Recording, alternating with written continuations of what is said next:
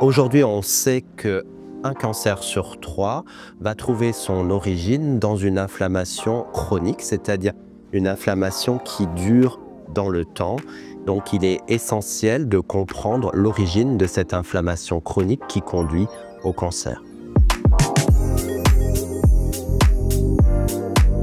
Les cellules de notre corps, lorsqu'elles sont dans un environnement qui va les stresser, et l'inflammation fait partie de certains de ces stress, ces cellules vont réagir en développant donc des modifications de leur ADN, et derrière, ceci va entraîner leur transformation en cellules cancéreuses.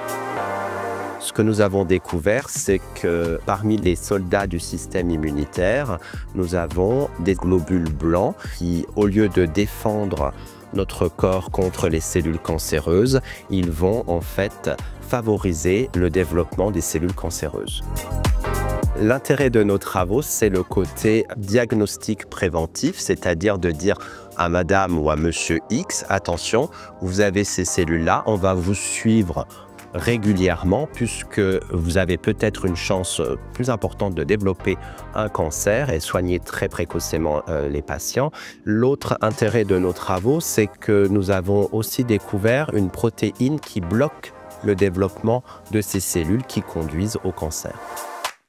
Ces travaux ont été rendus possibles grâce à la Ligue, grâce donc aux différents comités qui nous soutiennent depuis 2016, ce qui nous permet donc d'acquérir un certain nombre d'équipements, de machines et essentiellement aussi de réactifs, donc qui nous permettent d'être à la pointe de l'innovation aujourd'hui, et donc on les remercie chaleureusement.